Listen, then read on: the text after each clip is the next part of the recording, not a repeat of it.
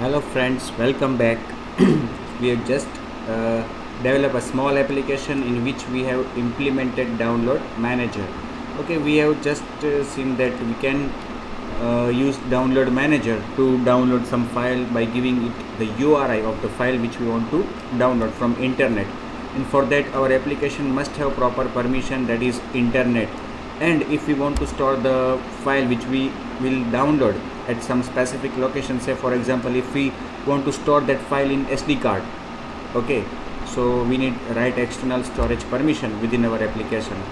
Okay, now you can see here the download process completed, and its notification is shown here as a toast message to the client.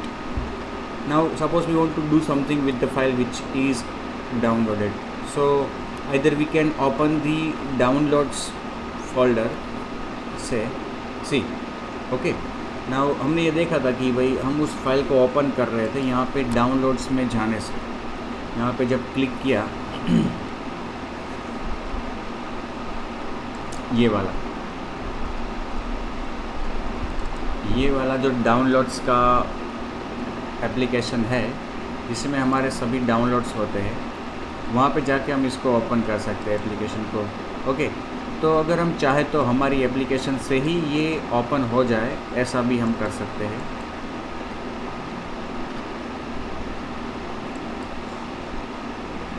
Okay, तो मैं उस तरह का code लिखता हूँ. देखो, जब डाउनलोड ख़त्म होगा तब ये ऑन रिसीव मेथड कॉल हो रही है. ठीक है, अब यहाँ पे मैं इफ़ के अंदर एक और चीज़ लिखता हूँ. मैं इंटेंट का एक ऑब्जेक्ट बनाता हूँ. Intent 1 is equal to new intent download manager dot action view downloads. Action view downloads से क्या होगा कि वो जो डाउनलोड्स की एप्लीकेशन है वो ओपन हो जाएगी. ओके, और फिर स्टार्ट एक्टिविटी इंटेंट 1. ठीक है,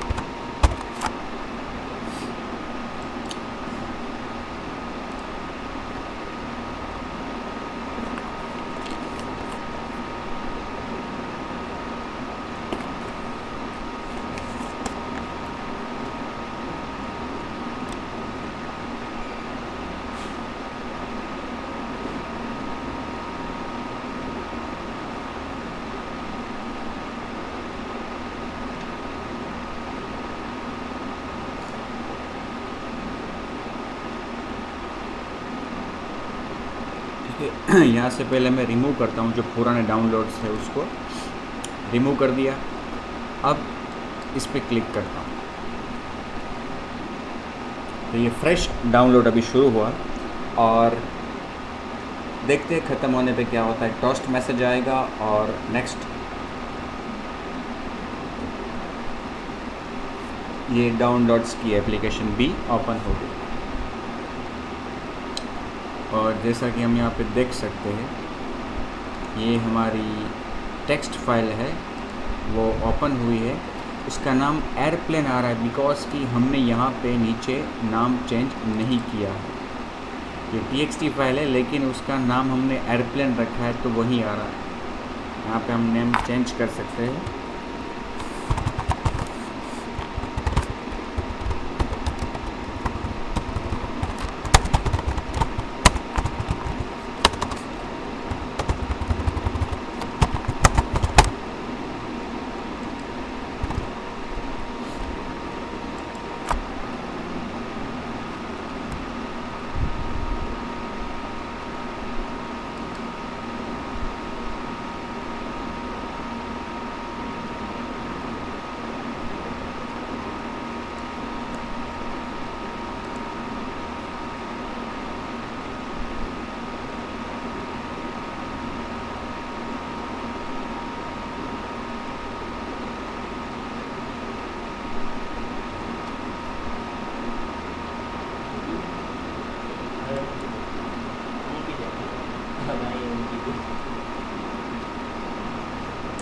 सी क्लिक किया और ये डाउनलोड प्रोसेस शुरू हो गई और ख़त्म होने के बाद डाउनलोड्स फोल्डर ओपन हुआ और उसमें उस फाइल का नाम भी क्या आ गया, टेक्स्ट फाइल, और उसका description simple text file. Okay, अब और एक चीज़ बताऊं कि हमने जब थ्योरी में डिस्कस किया था तो एक मेथड यहाँ पे हमने देखी थी,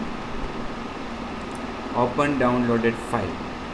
इसके द्वारा contains the method to open a downloaded file. Okay, it needs one argument which is the ID of the downloaded task which was initiate. तो वो जो डाउनलोड शुरू किया था हमने, NQ किया था, उसका रेफरेंस हमने एक वेरिएबल में स्टोर किया है। उसी रेफरेंस के द्वारा हम उसको ओपन कर सकते हैं। ये इंटेंट वाली लाइंस को मैं कमेंट देता हूँ और यहाँ पे लिखता हूँ open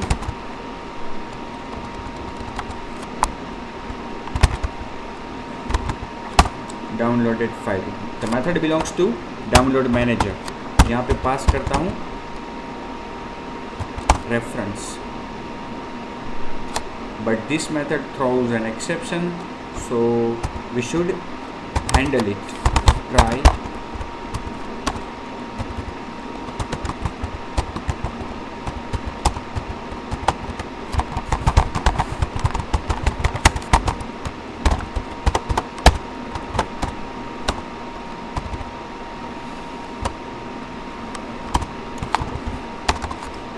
late it B.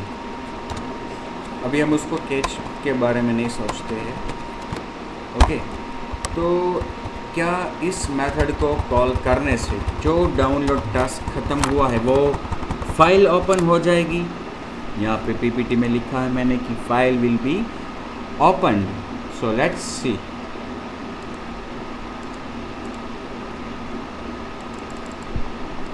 Run करता हूँ वापस।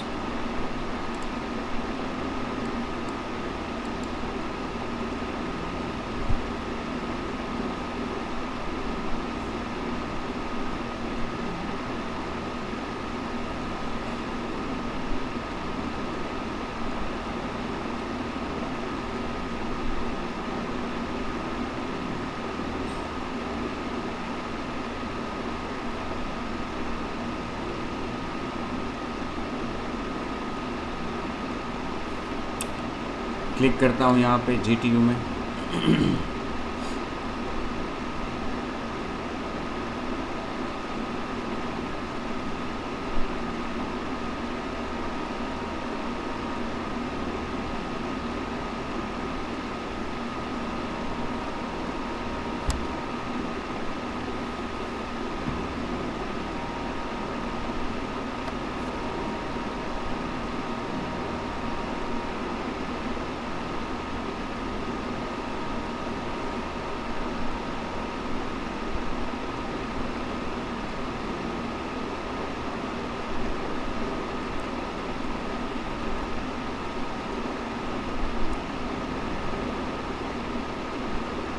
देखो प्रोसेस ओवर हो गई लेकिन फ़ाइल ओपन नहीं होगी। फ़ाइल एक्चुअली ओपन नहीं होगी क्योंकि फ़ाइल को ओपन तो कोई एप्लीकेशन करेगी और अभी तो ये हमारी एप्लीकेशन रन हो रही है।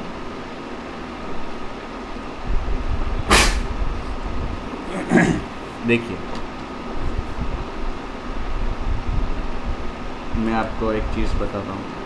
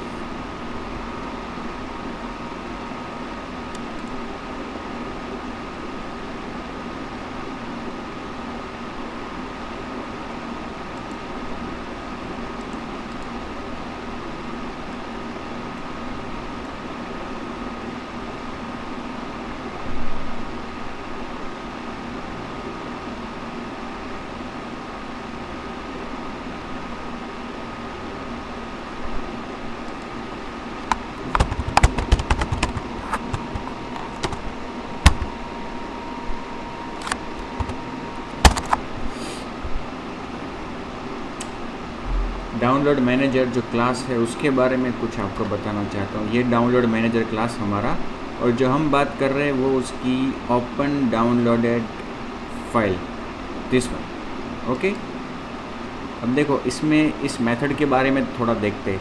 ओपन डाउनलोडेड फाइल, उसकी सिंटेक्स देखिए आप। ओपन डाउनलोडेड फाइल, आर्ग्यूमेंट है एक लॉन्ग रेफरेंस, और रिटर्न करता है पार्सल फाइल डिस्क्रिप्टर का ऑब्जेक्ट। और करता क्या है, open a downloaded file for reading.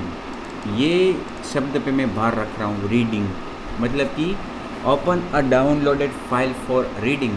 तो जब हम इस मेथड को कॉल करेंगे ओपन डाउनलोडेड फाइल, तो वो हमें फाइल को ओपन करके देगा रीड करने के लिए। समझ में आ रहा है, फाइल को ओपन करके देगा रीड करने के लिए, मतलब कि हम उस फाइल से रीड कर सकते हैं स्ट्रीम्स के द्वारा।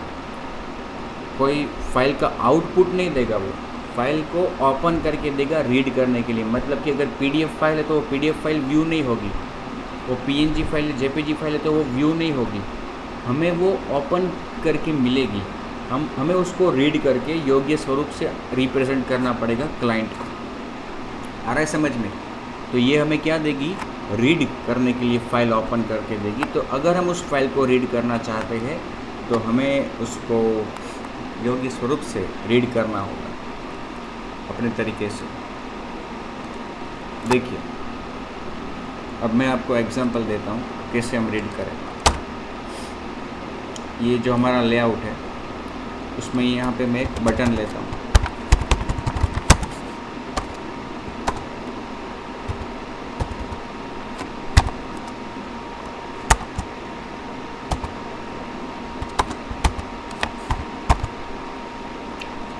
मुझे टेक्स्ट व्यू लेना है जिस पे मैं उस फाइल को शो कर सकूँ बटन के नीचे।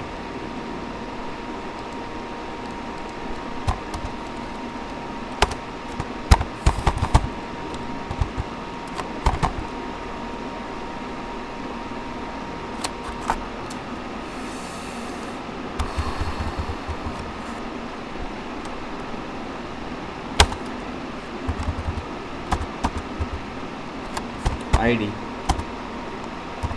Text 3, width, wrap content, height,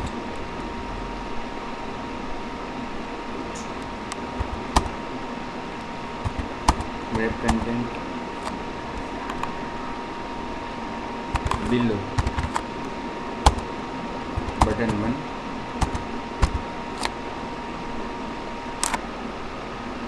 ठीक है, इस तरह से हमने एक टेक्स्ट व्यू को डिफाइन किया अपने बटन के नीचे।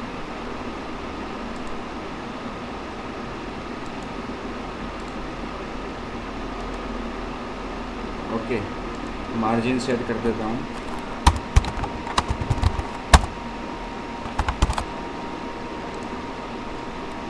उसमें अभी कुछ टेक्स्ट नहीं है।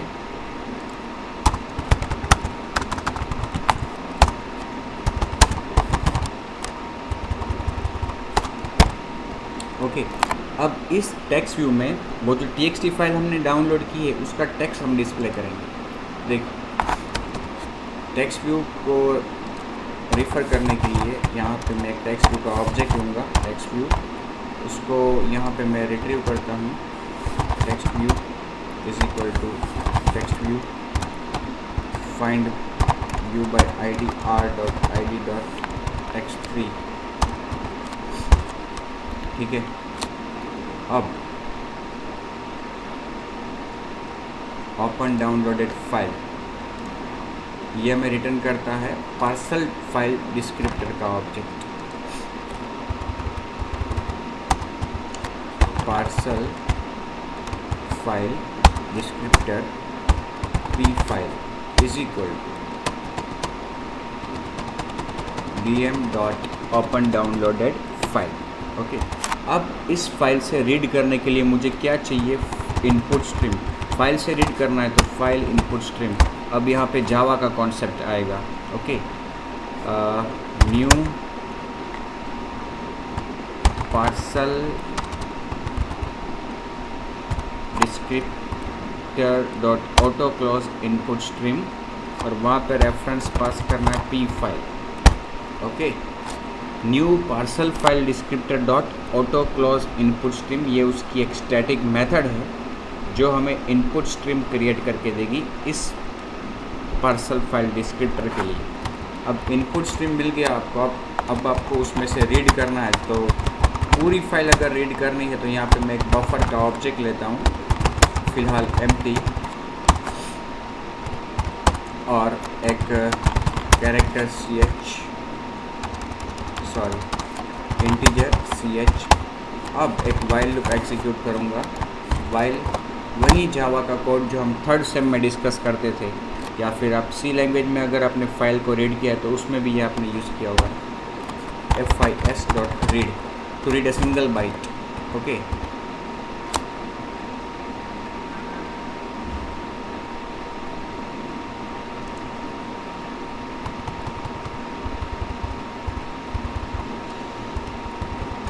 while ch equal to fis.read is not equal to -1। Okay, buffer dot append, उसको बाइट को कैरेक्टर में कन्वर्ट करके बफर में अपेंड किया। ठीक है, और फाइनली ये लूप जब ख़त्म होती है, पूरी फाइल रीड हो गई, तो टेक्स्ट व्यू में उसको हम सेट करेंगे dot set text buffer dot to string. तो जो फाइल डाउनलोड हो गई है, टेक्स्ट फाइल है, उसको हम टेक्स्ट व्यू में डिस्प्ले कर रहे हैं डाउनलोड ख़त्म होने के बाद।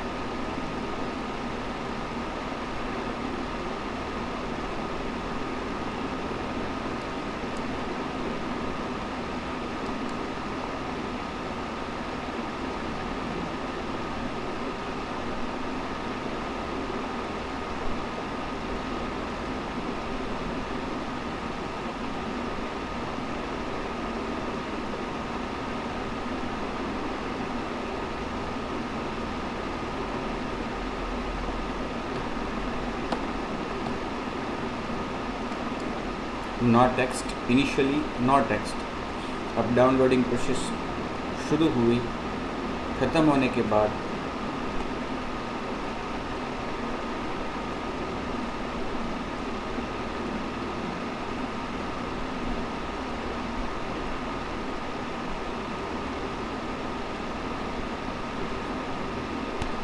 ये टेक्स्ट व्यू में पूरा टेक्स्ट आ गया।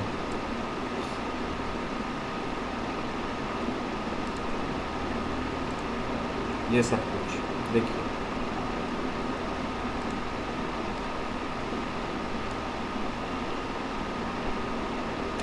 तो ये फाइल डाउनलोड होने के बाद हमने यहाँ पे टेक्स्ट को रीड करके डिस्प्ले किया। ठीक है, इसी तरह से हम इमेज को भी डिस्प्ले कर सकते हैं अगर हमारे पास इमेज व्यू है तो। नेक्स्ट वीडियो में आपको वही बताने जा रहा हूँ मैं।